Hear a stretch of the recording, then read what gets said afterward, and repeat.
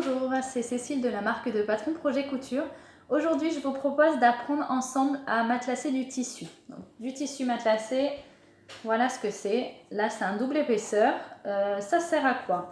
Ça sert simplement à faire des articles qui vont avoir besoin de tenue. Comme par exemple un sac de protection pour votre machine à coudre, une pochette. Ça peut être aussi pour des vestes, pourquoi pas. Vous pouvez l'utiliser pour plein d'articles différents. Il en existe 2 ou 3 épaisseurs, c'est-à-dire que celui-ci est 2 épaisseurs. Vous avez une épaisseur de coton, une épaisseur ici de molleton. Souvent, vous le trouvez dans les magasins sous le terme doublure matelassée. Sinon, vous avez du 3 épaisseurs. Donc le 3 épaisseurs, c'est la même chose, simplement vous avez un coton ici dans le même sens. Donc vous avez un coton, un molleton, un autre coton. Le 2 épaisseurs va s'utiliser comme du tissu classique, c'est-à-dire que vous pouvez prendre un patron, il n'est pas prévu de tissu matelassé, et l'utiliser comme tel.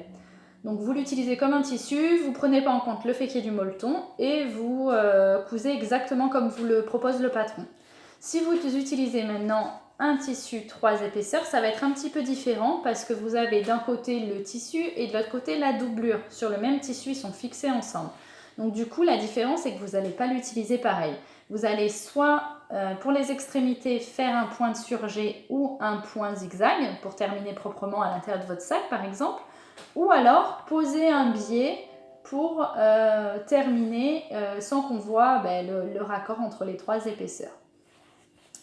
Donc ça, c'est ce que c'est. Pourquoi le faire soi-même? Simplement parce que dans le commerce, on trouve très peu de tissus de molletonné, matelassé, pardon.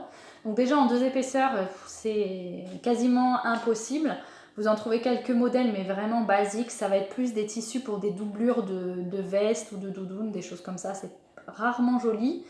Et puis, il y a très peu de choix. Il faut vraiment tomber juste avec beaucoup de chance pour que ça tombe sur ce que vous recherchez.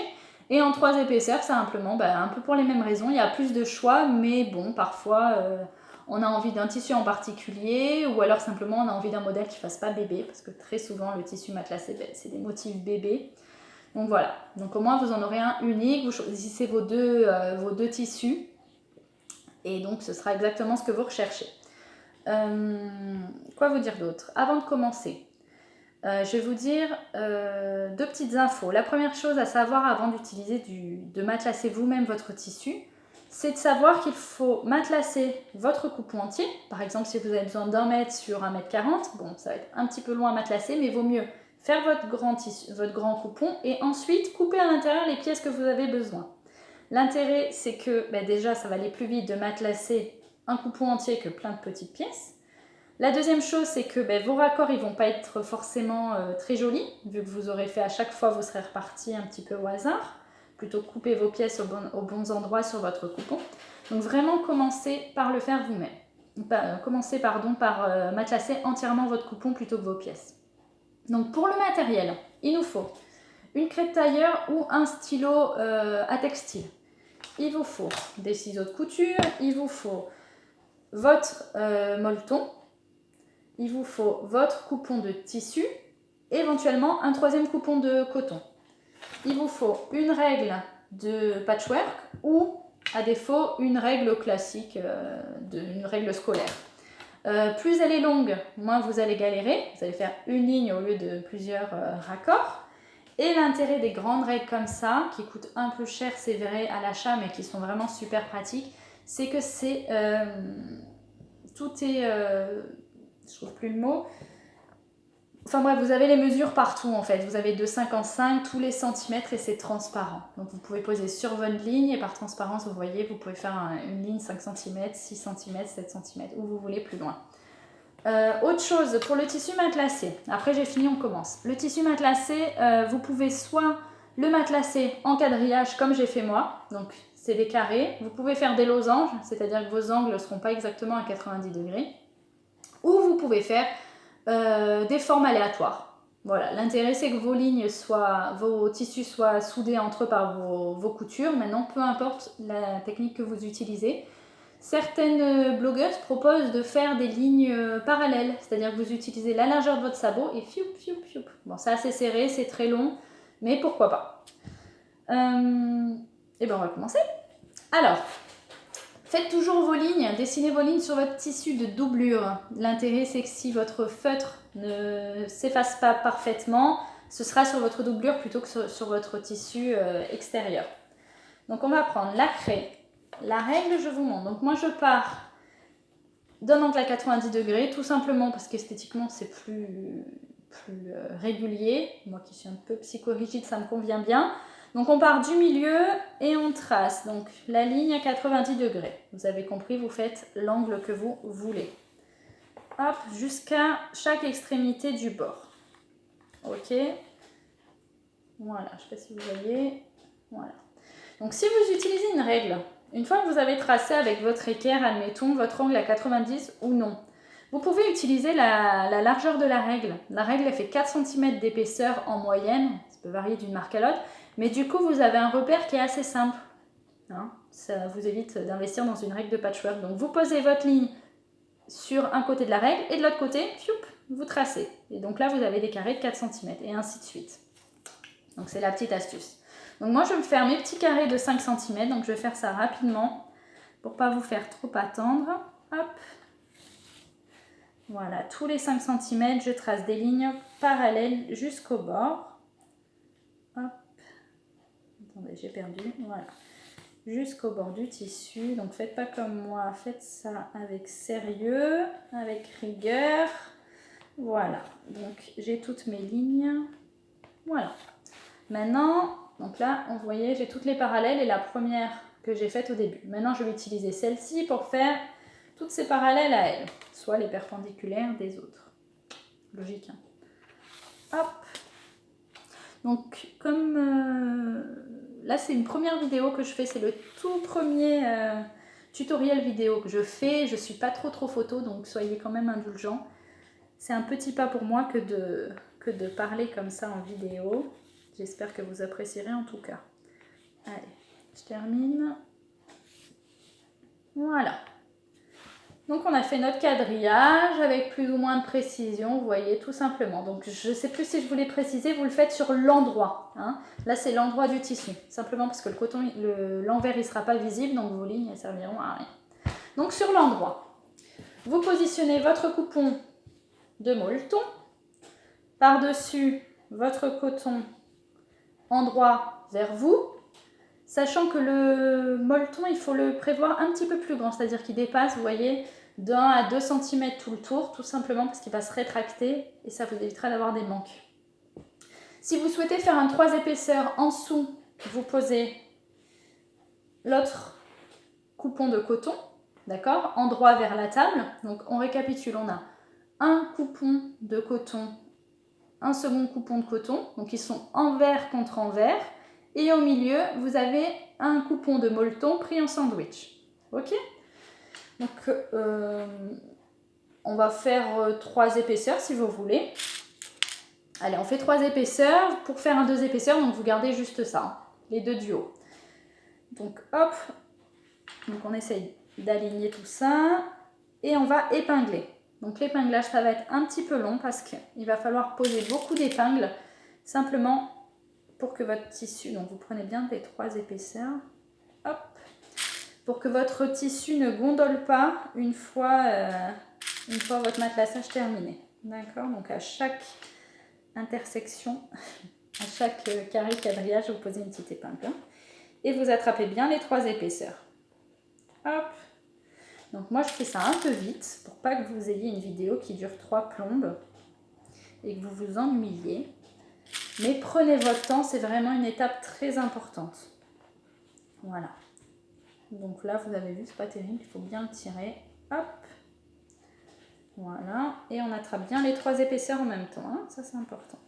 Donc quand vous utilisez seulement 2 épaisseurs, pour 2 raisons. La première, c'est que vous avez le quadrillage qui est au-dessus. Et la deuxième, c'est que c'est toujours plus facile de coudre du coton. Donc vous mettez votre coupon de coton vers le haut sur la machine. Vous ne mettez pas le molleton. Mais bon, ça me paraît quand même assez évident. Je ne sais pas pourquoi je le précise.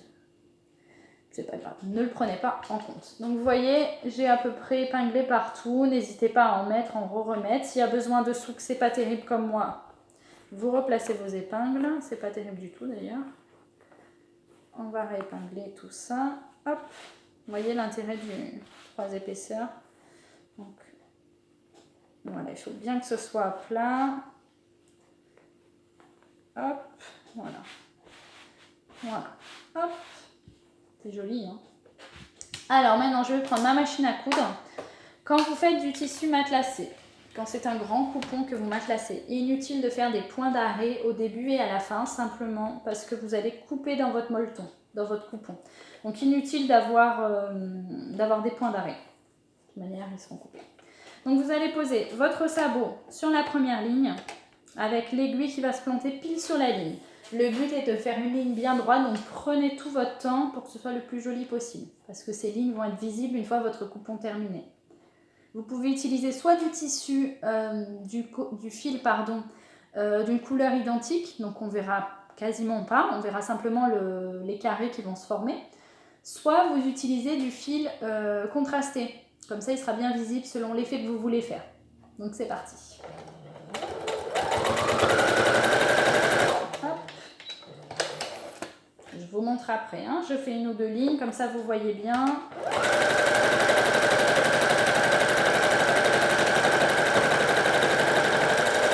Donc prenez bien votre temps, hein. Surtout ne vous précipitez pas, que ce soit bien droit. Si vous utilisez un 3 épaisseurs comme moi, inutile de faire des lignes sur le deuxième coupon, hein. Vous avez vu, on utilise les repères au-dessus. Donc l'autre va être cousu en même temps.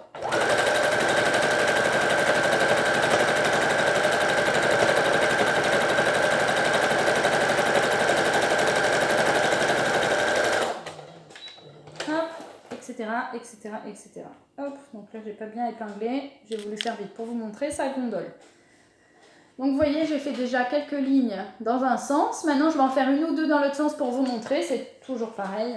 Hop, on va faire la première qui est là, et c'est parti.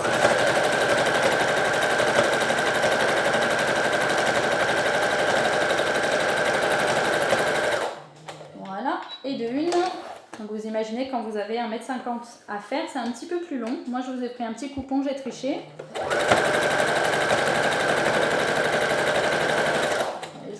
Là c'est assez rapide sur un petit coupon comme ça.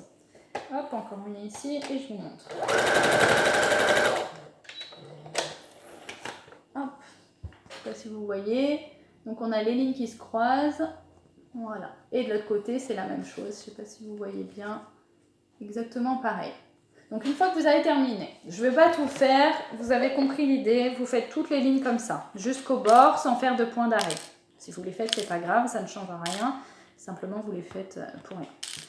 Alors une fois que vous avez terminé, vous enlevez vos épingles, donc ça c'est aussi le travail un peu long, et vous coupez tout ce qui dépasse, c'est-à-dire que vous gardez un joli coupon bien fini. Vous voyez, vous enlevez le molleton. Hop. Bon. Moi, c'est pas terrible parce que j'ai mal épinglé mes deux coupons. Vous voyez, il y en a un qui arrive à ras, l'autre non. Donc, il faudrait presque recouper ici. Bon, l'idée, vous l'avez. Vous voyez? Et ensuite, vous avez un joli coupon. Donc, hop, lui, on s'en débarrasse. Et je triche, abracadabra. Voilà le terminé tout propre. Donc, celui-là, c'est un double face. Si j'avais fait un 3 faces, ce côté, il y aurait l'endroit du deuxième coupon. Voilà. Comment matelasser un tissu maintenant, vous savez faire. N'hésitez pas à venir sur la page Facebook Projet Couture où je partage des photos de l'avancée des patrons. Je vous donne des infos sur les nouveaux patrons à apparaître, des astuces, des photos. Je partagerai également les tutoriels vidéo et puis des tutos blog, version texte. Donc n'hésitez pas, vous avez aussi le groupe Facebook qui s'appelle Projet Couture, le groupe d'entraide.